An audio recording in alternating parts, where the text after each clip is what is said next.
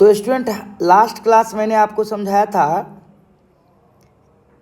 Atomic mass का मतलब, relative atomic mass का मतलब, ये दो बात मैंने आपको समझा दिया था। तो आइए एक इम्पॉर्टेंट इन्फॉर्मेशन मैं आपको समझाता हूँ। मोल कंसेप्ट को हम लोग आगे बढ़ा रहे थे। अब जैसे इस तरह से बात को समझा जाए,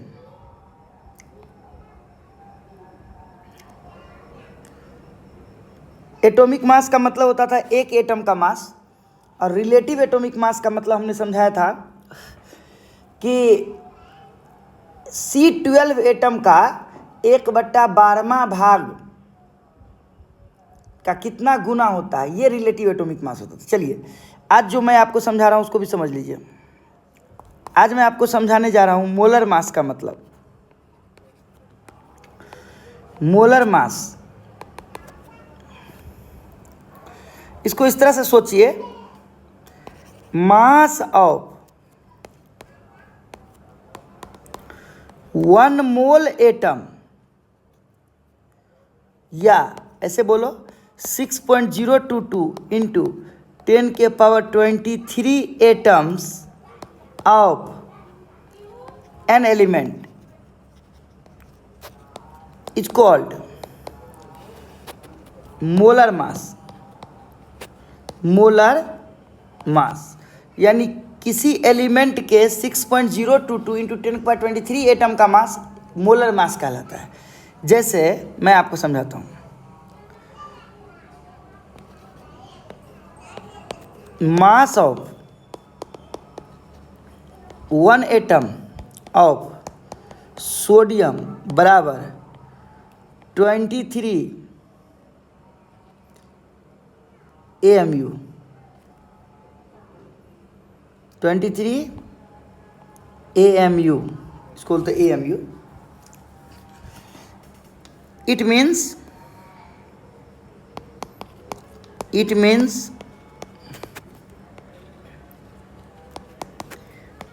एटॉमिक मास ऑफ सोडियम बराबर 23 AMU, atomic mass unit.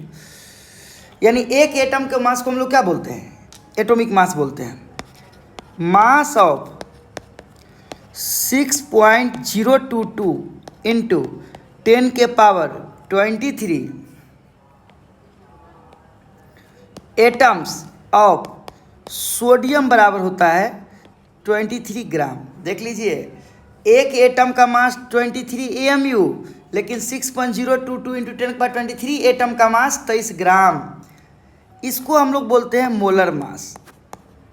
Molar mass of sodium बराबर 23 ग्राम। एटॉमिक मास ऑफ सोडियम बराबर 23 AMU, molar mass of sodium बराबर 23 ग्राम। यानी एक एटम का मास को बोलते हैं एटॉमिक मास, 6.022 इंटू 10⁻23 एटम के मास को बोलते हैं मोलर मास। एटॉमिक मास हो गया 23 ग्राम AMU, मोलर मास हो गया 23 ग्राम। कुछ समझ में आ रहा है हम क्या बोल रहे हैं जी? यानी मोलर मास का यूनिट क्या होता है? ग्राम। एटॉमिक मास का यूनिट क्या होता है? AMU। इस तरह से और भी सोच सकते हैं। देखिए,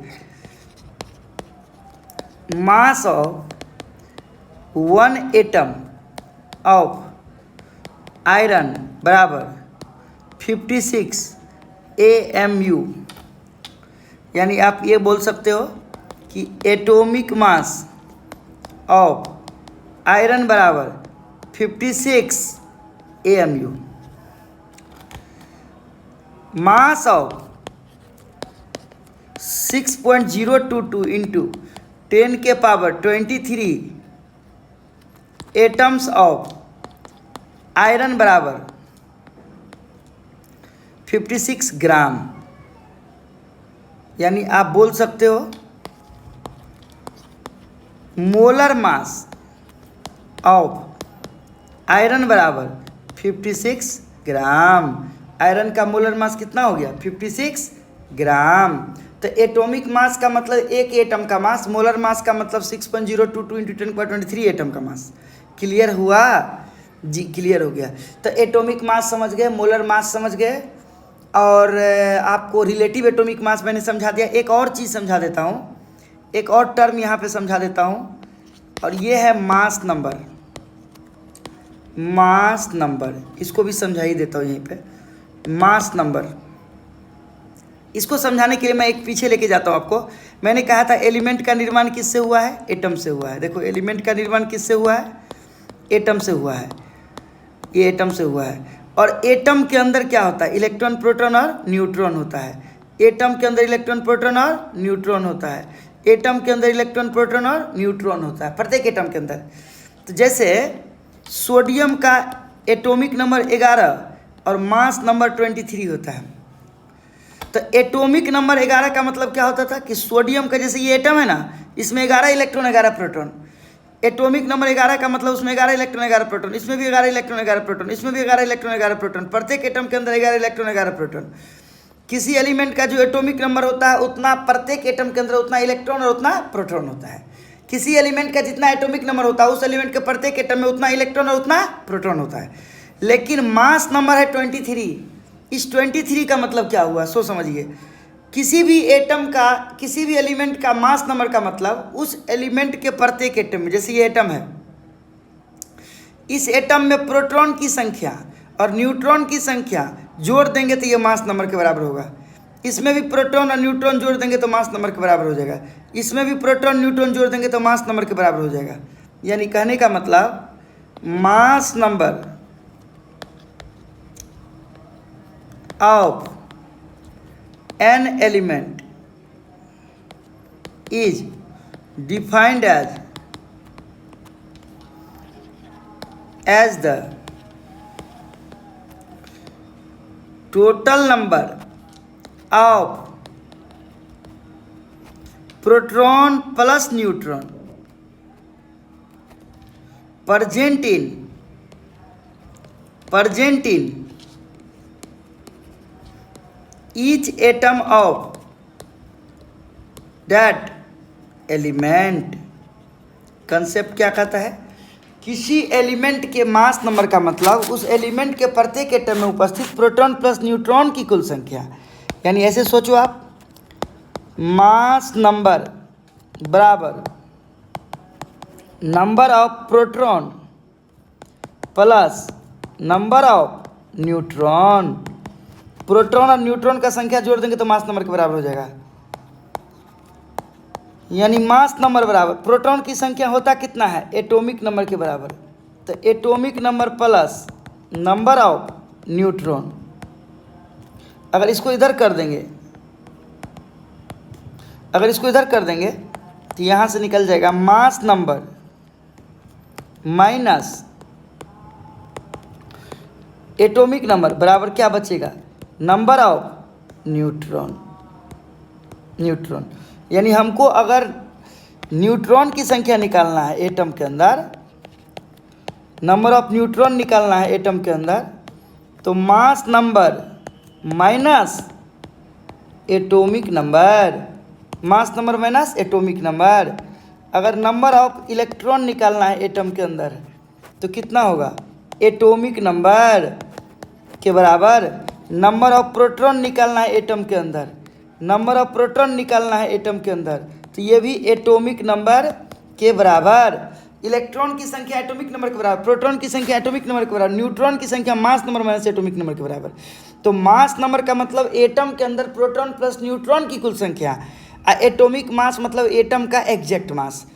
ऐसे अप्रॉक्सीमेटली एटॉमिक मास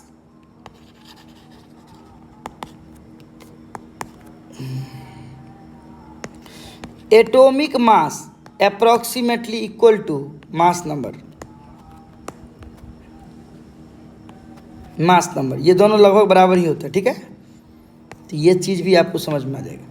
ये सब बात क्लियर हो गया। अब मैं आपको समझाने जा रहा हूँ, इस बात को आप बारीकी से समझिएगा। मोल concept, mole concept in terms of element, element के रूप में मोल कंसेप्ट।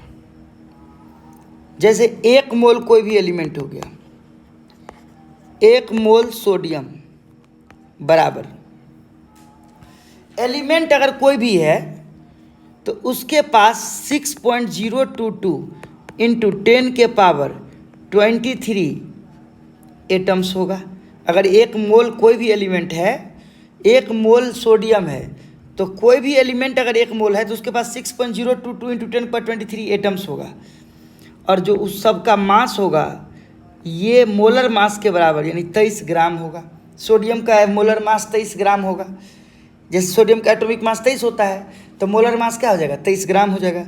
जैसे एक मोल कैल्शियम, कोई भी एलिमेंट अगर एक मोल है तो उसके पास 6.022 इंटू 10 के पावर 23 एटम्स होगा। एलिमेंट कोई भी हो, अगर वो एक मोल है तो 6.022 इंटू 10⁻23 एटम्स होगा। और उसका जो मास होगा ये मोलर मास के बराबर ग्राम में 40 ग्राम। अगर वो एक मोल है तो एटम 6.022 इंटू 10⁻23 होगा और इसका मास 40 ग्राम होगा। जैसे एक मोल सिल्वर है, सिल्वर का कोई भी एलिमेंट एक मोल है तो एटम तो 6.022 इंटू 10⁻23 ये होगा। और लेकिन मास, इसका एटॉमिक मास 108 होता था, तो मोलर मास यानी एक मोल का मास 108 ग्राम। मोलर मास का यूनिट क्या होता है, ग्राम। यानी 108 ग्राम सिल्वर लेंगे ना तो ये 6.022 इंटू 10⁻23 एटम के बराबर होगा और उसका एक मोल होगा। ठीक है, तो इस तरह से कोई भी एलिमेंट अगर एक मोल होता है तो उसका मास मोलर मास के बराबर होता है। यानी mass of 1 mole any element बराबर mass of 1 mole any element बराबर मोलर मास बराबर m0 ग्राम। इस तरह से सोचिए। तो चूंकि m0 ग्राम एलिमेंट बराबर 1 मोल, इसीलिए 1 ग्राम एलिमेंट बराबर 1/m0 मोल। m0 क्या है, मोलर मास, इसीलिए x ग्राम एलिमेंट बराबर 1/m0 इंटू x मोल। 1/m0 इंटू x मोल। यानी इसका मतलब ये समझ में आ रहा है कि मोल बराबर x बटा क्या निकल गया, m0। ये x क्या है, गिवन मास इन ग्राम, अब बटा m0 क्या है, मोलर मास। यानी यहाँ से एक फार्मूला बन के तैयार हुआ। रेडीमेड फार्मूला याद रखेंगे हमेशा, आप बहुत काम का है। मोल बराबर गिवन मास इन ग्राम बटा मोलर मास। अगर आपको गिवन मास दे दिया जाए तो आप इसको मोलर मास से डिवाइड करके सीधा मोल निकाल सकते हैं। गिवन मास इन ग्राम बटा मोलर मास, डायरेक्ट आप मोल निकाल सकते हैं। मोल बराबर गिवन मास इन ग्राम बटा मोलर मास। ओके, अब कंसेप्ट है कि हाउ टू कैलकुलेट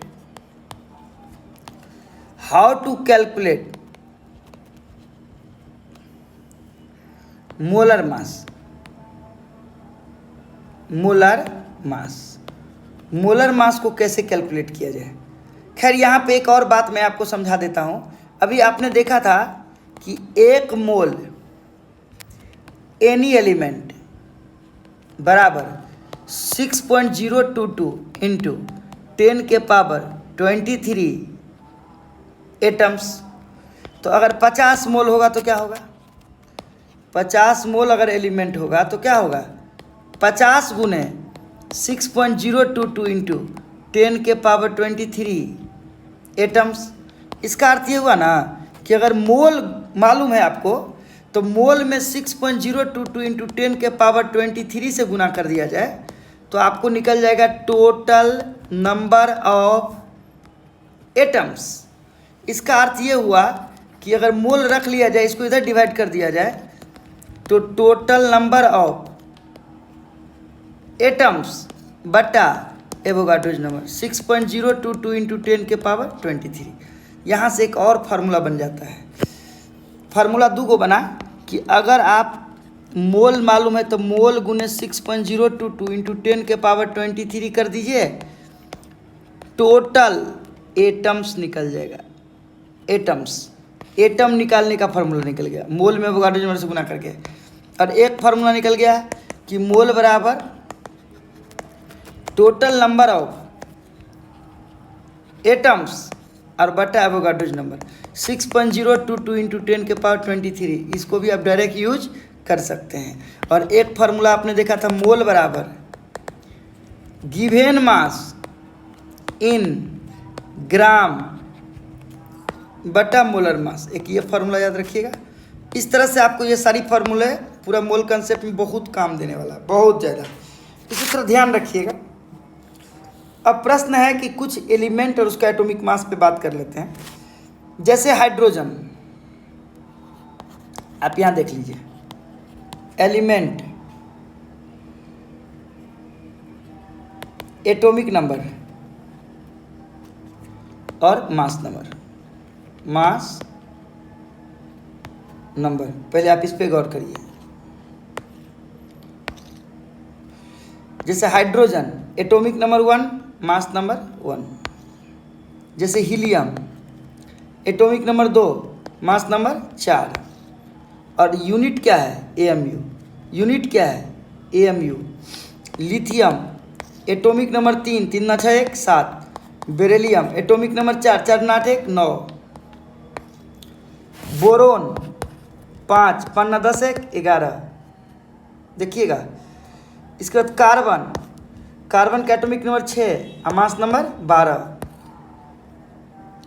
नाइट्रोजन का एटॉमिक नंबर कितना होता है? 7 और मास नंबर 14। ऑक्सीजन 8, 8 दूना 16। फ्लोरीन 9, 9 दूना 18 19। नियॉन 10 दूना 20।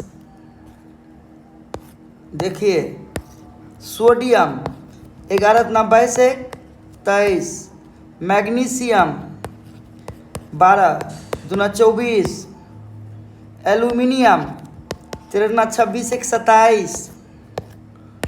सिलिकॉन 14, 14 दूना 28। फॉस्फोरस 15 दूना 30 31। सल्फर 16, 16 दूना 32। क्लोरीन 17, 35.5। यूनिट क्या है? AMU। ये सब क्या है? एटॉमिक मास, प्रत्येक एटम का मास याद रखना पड़ेगा आपको, कोई उपाय नहीं है। क्लोरीन, आर्गन, पोटासियम, कैल्शियम,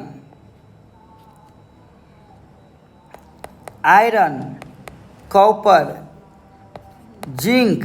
आप देखिए, argon 18 40। Potassium 19 39। Calcium 20 40। Iron 26 56। Copper 29 63.5।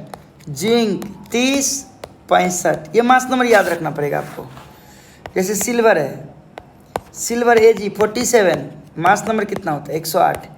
Barium 56, mass number कितना होता है? 137। ये सब कुछ कुछ स्पेशल है, याद रखिए। 20 तक तो सब चीज़ याद रखना पड़ेगा। अब 20 के बाद कुछ कुछ स्पेशल जो मैंने लिख दिया वो सब याद रखिएगा, है ना। इस तरह से आपको मास नंबर याद रखना पड़ेगा, प्रत्येक एलिमेंट का एटॉमिक नंबर, मास नंबर, ये सब ध्यान में रखिए। अब आइए हम लोग बात करते हैं कैसे कैलकुलेट करना है। जैसे species formula mass, species formula mass, इसको देखिए मैं कैलकुलेट करके दिखाता हूँ। जैसे मान लीजिए H था तो इसका एक ही एटम है तो एक हो गया, फार्मूला मास एक ही आ गया। लेकिन अगर कहीं H2 आ गया, H2 का मतलब 2 हाइड्रोजन है तो 2 × 1 क्या हो गया? 2 हो गया। अब जैसे मान लीजिए यहीं H2O आ जाता, गौर कीजिए, हाइड्रोजन का एटॉमिक मास क्या होता है? 1 होता है। 2 हाइड्रोजन है उसमें, 2 × 1। एक हाइड्रोजन का 1 तो 2 हाइड्रोजन का 2। अब प्लस ऑक्सीजन भी है, ऑक्सीजन का कितना होता है? 16। ऑक्सीजन का एटॉमिक मास कितना होता है? 16। सब मिला के कितना हो गया? 18। यानी H2O का फार्मूला मास क्या आ गया? 18। जैसे CO2 है तो कार्बन का एटॉमिक मास कितना होता है? 12। ऑक्सीजन का क्या होता है? 16। 2 ऑक्सीजन है तो 2 × 16, 2 × 16। एक ऑक्सीजन का 16, 2 ऑक्सीजन का 32। अब 32 और प्लस 12 कितना आ गया, 44 आ गया। जैसे मान लीजिए C6H12 और O6 ग्लूकोज है, कैलकुलेट करिए। कार्बन का कितना होता है, 12, 6 वो कार्बन है तो 12 छक्के 72। हाइड्रोजन का 1 होता है, 12 हाइड्रोजन है, 12 1 12। ऑक्सीजन का 16 होता है, 6 गो है तो 16 छक्के 96। सबको जोड़िए कितना आ जाएगा, 180। तो ग्लूकोज का मोलिकुलर मास कितना आ जाएगा, 180 आ जाएगा फॉर्मूला मास। C12H22 और O11 गौर कीजिएगा। तो कार्बन का 12 होता है, 12 गो कार्बन है, 12 गुने 12 144। हाइड्रोजन का 1 होता है, 22 को है, 22 गुने 1। ऑक्सीजन का 16, 11 गो ऑक्सीजन है तो 11 गुने 16। और इन सबको जोड़िएगा तो कितना आ जाता है, 342। क्या आ जाता है, 342। ये किसका फार्मूला है, शुगर का फार्मूला है। जैसे देख लीजिए और भी कुछ, जैसे NaOH है। सोडियम का कितना हो गया, 23 एटॉमिक मास। ऑक्सीजन का कितना हो गया, 16। हाइड्रोजन का कितना हो गया, 1। कितना हो गया, 6 1 7 3 10 और 2 1 3 1 4 40 हो गया। देख लीजिए कितना आसान है। जैसे देखो कहीं पे आ गया NH4 प्लस। नाइट्रोजन का कितना होता है, 14। हाइड्रोजन का कितना, 1। 4 गो हाइड्रोजन है, 4 1 4। अब आप ये मत दिमाग लगाओ कि इस पे प्लस है माइनस है तो हम जोड़ घटाव करने लगेंगे, नहीं। आपको चार्ज से कोई लेना देना नहीं है, बस आप एटम का मास जोड़िएगा। जब भी कभी किसी आयन का फार्मूला मास कैलकुलेट करना हो तो इसके ऊपर कितना प्लस है कितना माइनस है उससे कोई लेना देना नहीं है, सिर्फ एटम का मास कैलकुलेट करिए। नाइट्रोजन का 14 और हाइड्रोजन का 1। 4 हाइड्रोजन 4 1 4, 14 4 18 सीधा आ गया। जैसे SO4 2 माइनस है। सल्फर का कितना, 32। ऑक्सीजन का 16, 4 ऑक्सीजन है तो 16 चुका 64, 96 आ जाएगा। अब 2 माइनस है उससे हमको कोई मतलब नहीं है। OH माइनस है तो ऑक्सीजन का कितना, 16। हाइड्रोजन का कितना, 1। हमको माइनस से कोई मतलब नहीं है, सीधा 17 आ गया। तो इस तरह से किसी का भी फार्मूला मास कैलकुलेट किया जा सकता है। बस एटॉमिक मास आपको याद रहे तो फार्मूला मास आप कैलकुलेट कर लेंगे। अब फार्मूला मास कैलकुलेट करेंगे तो बस हो तो गया। मोलर मास कैलकुलेट करते समय फार्मूला मास ही तो ग्राम में होता है, बस ग्राम में होता है। अब जैसे क्वेश्चन नंबर पहला से शुरू करते, चलिए छोटा छोटा question. How many mole of oxygen, oxygen मतलब O2 दिया हुआ है, present in 8 gram O2। Question बोल दिया कि 8 ग्राम O2 है तो कितना मोल होगा। तो हमने कहा कि कोई बात नहीं, मोल बराबर हम सीधा फार्मूला जानते हैं, गिवन मास इन ग्राम और बटा मोलर मास। मोलर मास, अब कहोगे O2 molar mass of O2। Oxygen का एटॉमिक मास कितना होता था, 16। 2 गो ऑक्सीजन है तो 2 16 दूना 32, बस वो ग्राम हो जाएगा। मोलर मास यूनिट क्या होता है, ग्राम। अब यहाँ मोल निकालिए, मोल बराबर गिवन मास दिया हुआ है 8 ग्राम। अब मोलर मास निकल गया 32 ग्राम, 8 चौक 32, कितना निकल गया, 1/4 मोल। यानी 8 ग्राम ऑक्सीजन कितना मोल, 1/4 मोल। इस तरह से क्वेश्चन को सोचा जाता है। दूसरा क्वेश्चन कह रहा है how many mole of calcium present in 4 kg। 4 kg में कितना मोल कैल्शियम होगा। कोई बात नहीं, मोल का फॉर्मूला तो लिख दो। मोल बराबर गिवन मास इन ग्राम बटा मोलर मास।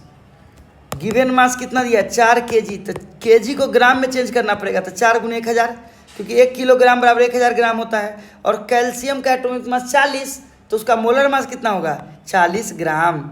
40 दहन 400, ये कट गया, एगो जीरो, कितना निकल गया, 100 मोल। 100 मोल निकल गया, यानी 4 kg कैल्शियम 100 मोल हो गया। Mass of 5 mole glucose is, mass of 5 mole glucose. सबसे पहले C6H12O6 ग्लूकोज का फार्मूला होता है। इसका मोलर मास कैलकुलेट करिए। ग्लूकोज का एटॉमिक मास कितना होता है, 12। 6 गुने 12 प्लस 12 गुने 1 प्लस 6 गुने 16, जोड़ोगे 72 प्लस 12 प्लस 96 बराबर 180। अब मोल निकाल लो। मोल बराबर गिवेन मास इन ग्राम बटा मोलर मास। आपको मोल कितना दिया है? 5 मोल। देखिए 5 मोल ग्लूकोज बोल रहा था, मोल की जगह पे 5 पुट करो। गिवेन मास निकालना है। मोलर मास कितना दिया है? ग्लूकोज का मोलर मास 180 होता है, तो गिवेन मास निकल गया 5 गुने 180 बराबर 900 ग्राम। यानी 5 मोल ग्लूकोज कितना ग्राम हो रहा है? 900 ग्राम हो रहा है। मैंने कुछ बेसिक क्वेश्चन आपको करके दिखाया, फार्मूला पुटिंग क्वेश्चन। जो फार्मूला को यूज कैसे करेंगे इस पे बात कर रहे हैं हम लोग। फिर धीरे धीरे मैं अच्छा क्वेश्चन भी आपको करके दिखाऊंगा, इसमें कोई डाउट नहीं है। अच्छा क्वेश्चन भी मैं करके आपको दिखाऊंगा, बस आप समझते चलिए। पहले बेसिक चीज़ समझिए, ऑपरेट करना सीखिए कि मोल कंसेप्ट में कैसे कैसे काम बहुत फास्टली किया जा सकता है, कैसे एटॉमिक मास को जोड़ के molecular mass molar mass calculate किया जाता है ना। अगला क्वेश्चन देखिए। चलिए कुछ क्वेश्चन और भी दिखाता हूँ मैं आपको। जैसे क्वेश्चन पूछ रहा है, how many mole of sugar, formula भी दे दिया C12H22O11 present in 3.42 kg sugar. Sugar कितना केजी दिया है? 3.42 kg। कोई बात नहीं, फार्मूला लिखिए पहले। मोल बराबर होता क्या है? गिवेन मास इन ग्राम बटा मोलर मास। गिवेन मास कितना दिया है? 3.42 kg को ग्राम में चेंज करने के लिए 1000 से गुना करिए। और शुगर का मोलर मास निकालिएगा ना तो 342 निकलेगा। अब इसको कट करिए, 2 जीरो नीचे आए, कट गया 2 जीरो, 10 मोल आ गया। कितना निकल गया? 10 मोल। तो बच्चों इस तरह से आप किसी भी एलिमेंट का, कंपाउंड का, रेडिकल का, किसी का भी मोल निकाल सकते हैं। जैसे देखिए मैं क्वेश्चन एक और लिखता हूँ आपके पास। How many mole of CO3 present in 3 kg। अब ऐसे सोचो तो, पहले CO3 का मोलर मास निकाल। चल, कार्बन का कितना होता है? 12। ऑक्सीजन का कितना होता है? 16। 16 तिया 48, मिला के कितना हो गया? 60। मोलर मास हो गया 60 ग्राम। अब फार्मूला लगाओ। मोल बराबर गिवेन मास इन ग्राम बटा molar mass. Given mass in gram बटा मोलर मास, तो मोल बराबर यहाँ से निकलेगा। गिवेन मास आपको कितना दिया हुआ है? 3 kg। किलोग्राम को ग्राम में चेंज करो, 1000 से गुना करो। अब मोलर मास कितना निकाले हो? 60। कट गया यहाँ से, 3 दूना 6, 50 दूना 100, कितना निकल गया? 50 मोल। यानी आपको जब भी कभी मोल निकालना हो तो आप ऐसे ही नॉर्मली निकाल सकते हैं। गिवेन मास इन ग्राम बटा मोलर मास, एक फार्मूला लगा सकते हैं, फट से मोल निकलेगा। मास दिया हुआ हो तो मोल निकालना बहुत आसान होता है, और एटॉमिक मास अगर आप याद कर लेते हैं तो मोलर मास निकालना बहुत आसान होता है। तो बच्चों आज तो मैं इतना ही रहने देता हूँ। आप लोग थोड़ा सा रिवाइज करिए। आप लोग का होमवर्क हुआ कि आप एटॉमिक मास को याद करिए। मास नंबर जो मैंने लिखा है उस सबको याद करिए, किसका कितना, किस एटम का कितना मास होता है। और अगर याद रहेगा ना तो बहुत आसानी से हम लोग मोल कंसेप्ट को सीख पाएंगे। आज के लिए इतना ही रहने देते हैं। आप लोग बढ़िया से रिवाइज करिए, कंटिन्यू वीडियो डाला जाएगा। आप लोग वीडियो को लाइक करिए, सब्सक्राइब करिए, और सब अपने दोस्तों के साथ शेयर करिए, ताकि बहुत आसानी से काम हो सके।